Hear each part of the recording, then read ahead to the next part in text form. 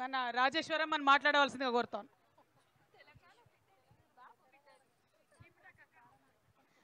అందరికీ నమస్కారం. ముందుగా మహాశివరాత్రి శుభాకాంక్షలు. మహిళలందరికీ ఉమెన్స్ డే శుభాకాంక్షలు. ఏ తెలంగాణ వచ్చినాక ఏదైనా కవితక్క చేసినా మన సార్ బాబు కేసీఆర్ చేసినా దానికి ఒక పద్ధతి అనేది ఉంటుంది.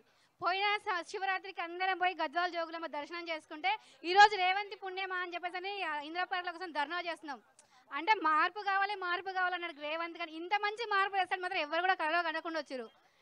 అన్ని కేసీఆర్ సార్ పచ్చని పొలాలు, పంట చేన్లు, రైతులకు ప్రతి ఒక్కరికి సుఖంగా ఉండడానికి చూస్తే ఇంట్లో ఉన్న వాళ్ళందరూ రోడ్డు మీద తీసుకొచ్చిన రేవంత్ రెడ్డి నిన్ను మాత్రం అసలు ఎవరు కూడా మర్చిపోరు. కలలో కూడా లేపినా ఎవరు అంటే రేవంత్ ఈ పుణ్యం కట్టుకున్నది మాత్రం చెప్తారు.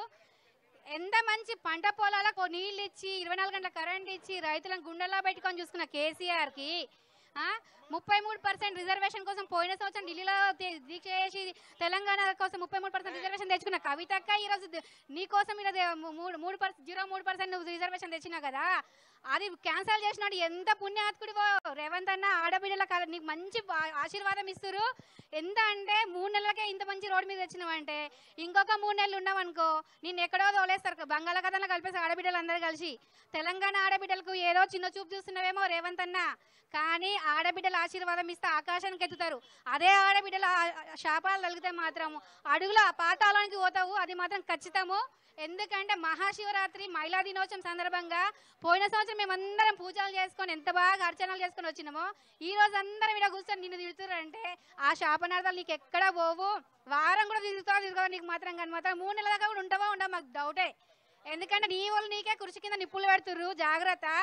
ఎంతసేపు మా కేసీఆర్ సార్నా, మా కేటీఆర్ అన్న, బీఆర్ఎస్ పార్టీ వలన, సోషల్ మీడియా వలన కాదు అనాల్సింది. నువ్వేం చేస్తాను వచ్చినావు. చిన్న మార్పు, ఒక్క అవకాశం అని 10 ఏళ్లకు పాకులాడి నువ్వు పదవులు లేకుండా ఉన్న కాంగ్రెస్ నాయకులారా ఒక్కటి ఆలోచించుకోండి. 10 సంవత్సరాలు మీరు పదవులు లేకుండా ఎక్కడో పోయిన మీ ఫేస్ కూడా ప్రజలకు కూడా గుర్తుకు లేకుండే. అలాంటిది ఒక్క అవకాశం ఇవ్వండి, మేము మార్పు తెస్తామని పచ్చని పంట చేలను బీడు పరల భాషలో చేసిందంటే కాంగ్రెస్ పుణ్యం. 33% పోయిన సంవత్సరం రిజర్వేషన్ తెచ్చుకున్న కవితక్క ఈరోజు ధర్నా చేస్తుందంటే రేవంత్ కాంగ్రెస్ పుణ్యం. ఇలాంటి మహిళలకు ఎంతమందికి ఉద్యోగాలు ఇచ్చి ఎన్ని చేసి తీసుకొచ్చిన కేసీఆర్ బాపుని ఈ రోజు మీరు ఇలా చేస్తున్నారంటే రేవంత్ అన్న నువ్వు చేసిన పుణ్యం చాలా బాగుంది. ఆడపిల్లల ఉసురు బాగా పక్కా తగులుతారు నీకు. కాకపోతే ఏంటంటే ఆడపిల్లలే కాదు ఈ తెలంగాణ యావత్ ప్రజానికం చూస్తుంది నిన్ను.